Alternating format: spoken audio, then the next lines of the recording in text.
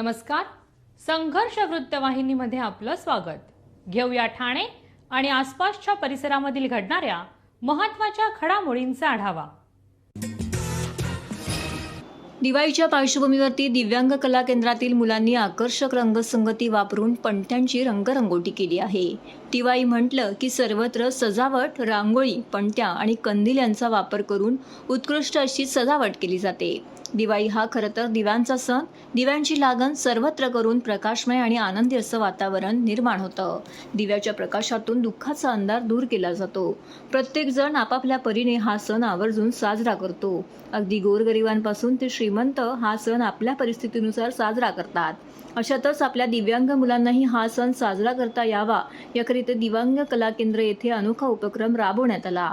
अशातच दिव्यांग कला केंद्रातील मुलांनी पणत्यांची रंगरंगोटी करून आकर्षक अशा पणत्या तयार केल्या आहेत. सणांचे महत्त्व मुलांना समजावे आणि त्यांनाही आनंद घेता यावा यासाठी विविध उपक्रम संस्थापक किरण नागती हे करत असतात.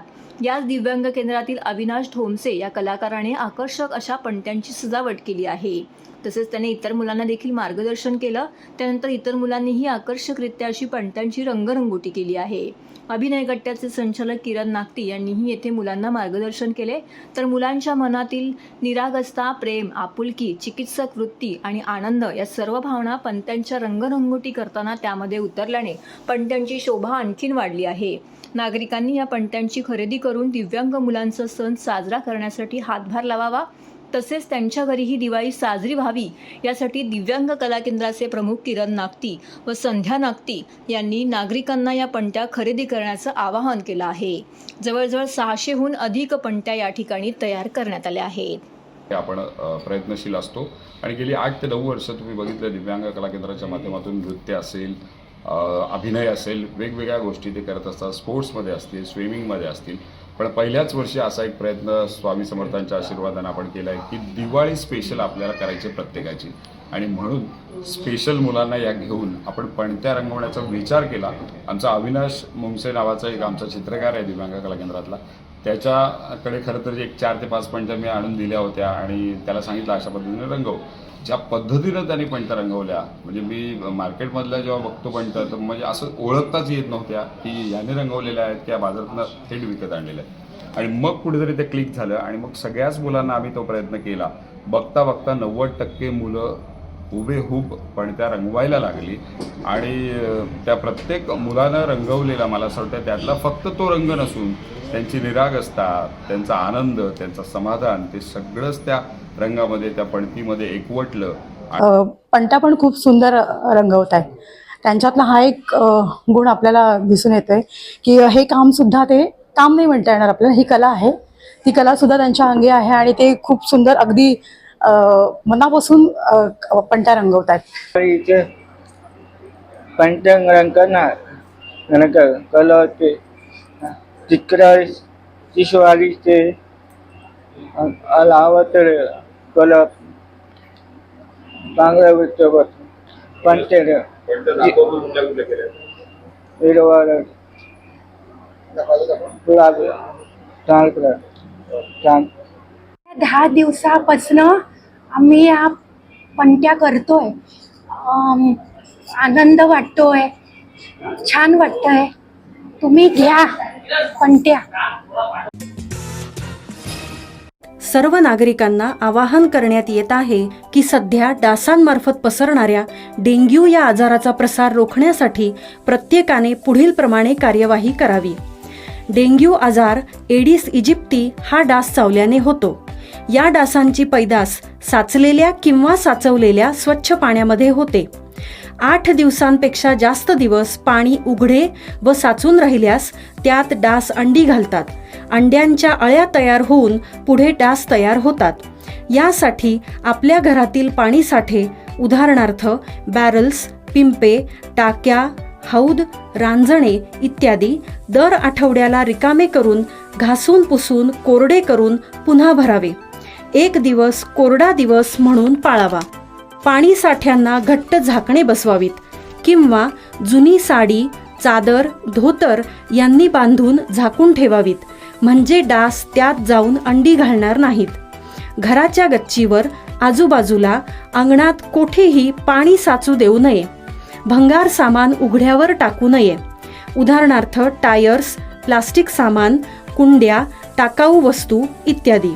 अशा सामानात पावसाचे पाणी साठून त्यात डेंग्यूच्या डासांची पैदास होते. घरातील कूलर्स, फ्रीजच्या पाठीमागील ट्रे हे देखील वेळोवेळी कोरडे करावेत. लक्षात ठेवा, नुसत्या फवारणीने डास घनता कमी होत नाही, तर त्यासाठी डास पैदास ठिकाणे नष्ट करणे ही आपल्या सर्वांची जबाबदारी आहे.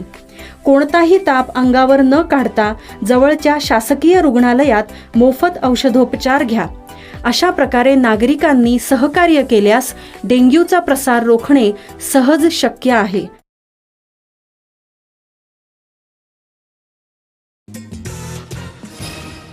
फराळ विक्रीतून मिळतो 200 महिलांना रोजगार. आमदार संजय केळकर यांच्या मार्गदर्शनाखाली 60 ठिकाणी केंद्र सुरू.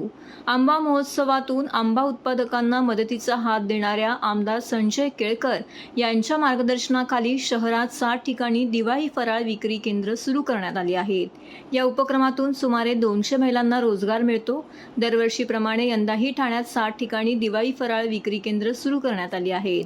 सकाळी नौपाडा परिसरातील केंद्राचं उद्घाटन आमदार संजय केळकर यांच्या हस्ते पार पडलं. त्याचबरोबर कोलशेत, माजीवाडा, ब्रह्मांड, हावरे सिटी, राबोडी येथे देखील केंद्र सुरू करण्यात आली आहेत. गेल्या वर्षी या उपक्रमाला उत्तम असा प्रतिसाद मिळाला होता. 1,500 किलो फराळ विक्री करण्यात आला होता, तर सुमारे 12 लाखांची उलाढाल 10 ते 12 दिवसात झाली होती. यातून प्रत्येक महिलेस 15 ते 20 हजारांचे उत्पन्न मिळाले होते, अशी माहिती विकास परिवाराचे पंढरीनाथ पवार यांनी दिली आहे. तर आमदार संजय केळकर यांच्या मार्गदर्शनाखाली महिला विकास परिवार ही संस्था महिलांना रोजगार मिळवून देण्यासाठी प्रयत्न करत असते. अनेक महिला बचत गट या संस्थेशी निगडीत असून परिवाराच्या माध्यमातून महिला सक्षमीकरणाकरता अनेक रोजगाराभिमुख उपक्रम राबवले जातात. आज या उपक्रमाचं उद्घाटन करताना आमदार संजय केळकर, आमदार निरंजन डावखरे, माजी उपमहापौर सुभाष काळे, परिवहन समिती सदस्य विकास पाटील, पंढरीनाथ पवार, राजेश जाधव, महेश विनरकर तसेच महिला विकास परिवार संस्थेचे सर्व पदाधिकारी व कार्यकर्ते मोठ्या संख्येने येथे उपस्थित होते.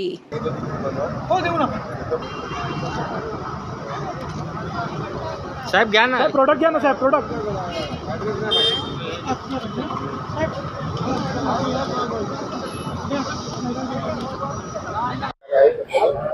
आज या ठिकाणी दिवाळी फराळाचं उद्घाटन झालंय आणि महिला विकास परिवार ही जी आमची संस्था आहे, या संस्थेच्या माध्यमातून शहरभर जवळजवळ 6 ठिकाणी अशा प्रकारचं विक्रीचे स्टॉल उभे केले जात आहेत आणि पुढचे 12 दिवस दिवाळीपर्यंत विविध स्वादिष्ट पदार्थांची, महिला बचत गटाने बनवलेल्या पदार्थांची, दिवाळीचे जे निरनिराळे पदार्थ आहेत, जे रुचकर आहेत, त्याची विक्री होणार आहे. ज्याच्यातून महिलांना सक्षमीकरणाचा एक आपण त्यांना हा उपक्रम आहे, त्यांना संधी पण देतोय आणि सक्षमीकरणाच्या दृष्टीने बचत गटांना पाठबळ देण्याच्या दृष्टीने हा आपला उपक्रम दरवर्षी आहे.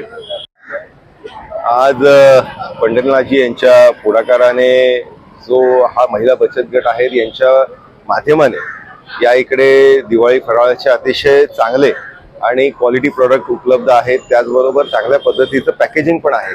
माझी आपल्या माध्यमाने समस्त ठाणेकरांना विनंती आहे की आपण जास्तीत जास्त संख्येने या इकडे येऊन या प्रोडक्टचा लाभ घ्यावा.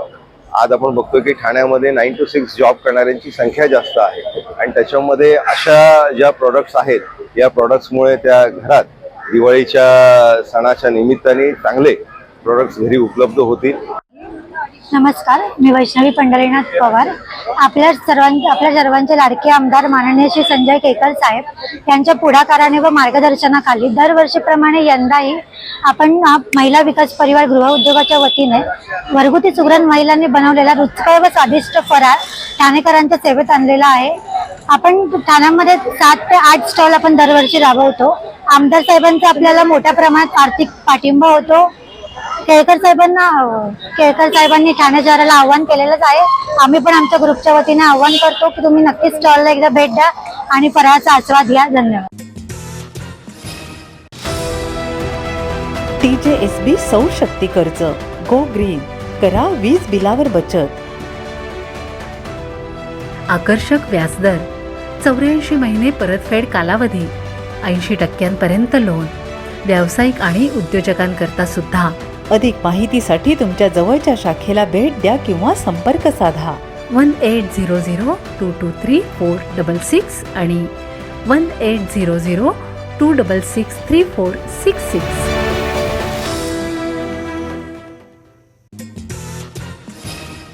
हॅरिस शील्ड क्रिकेट स्पर्धा श्रीमा विद्यालयाची विजयी सलामी. शिवाजी पार्क येथे 1 नोव्हेंबर रोजी 16 वर्षाखालील हॅरिस शील्ड क्रिकेट स्पर्धेत श्रीमा विद्यालय ठाणे विरुद्ध डॉन बॉस्को स्कूल माटुंगा यांच्यात झालेल्या सामन्यात श्रीमा विद्यालय संघाने हा सामना तब्बल 91 धावांनी जिंकलाय.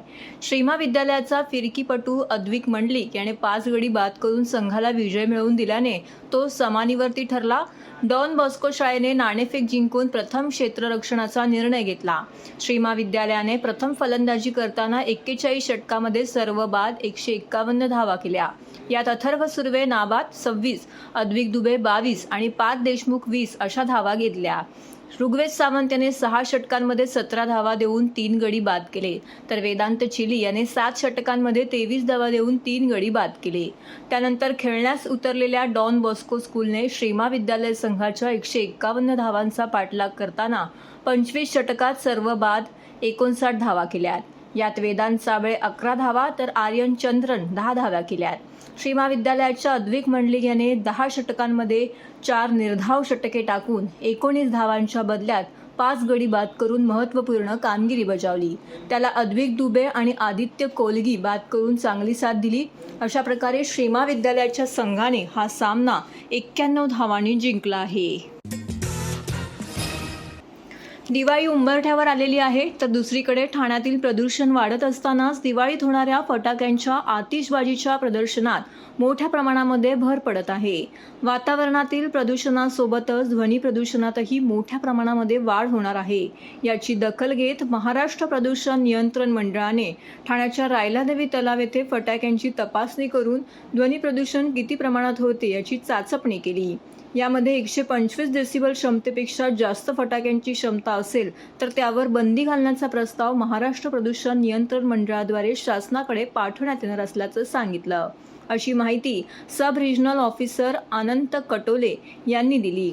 लोकांनी ग्रीन फटाके जास्तीत जास्त वापर करावेत, जेणेकरून यामध्ये कुठल्याही व्यक्तीच्या जीवाशी धोका होणार नाही याची काळजी घ्यावी. तसेच जर बाजारामध्ये 125 डेसिबलच्या वरती जर कुठल्याही प्रकारचा फटाका आढळला तर त्यावरती महाराष्ट्र प्रदूषण नियंत्रण मंडळ हे देखील कठोर कारवाई करणार असल्याचा इशाराही त्यांनी दिला आहे.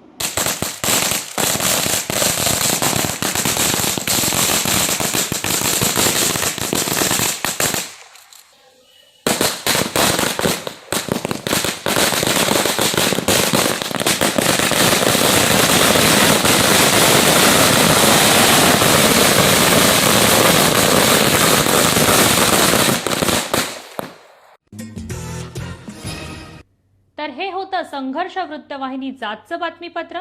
उद्या पुन्हा भेटू याच वेळी याच ठिकाणी ताज्या घडामोडींसह. तोपर्यंत नमस्कार.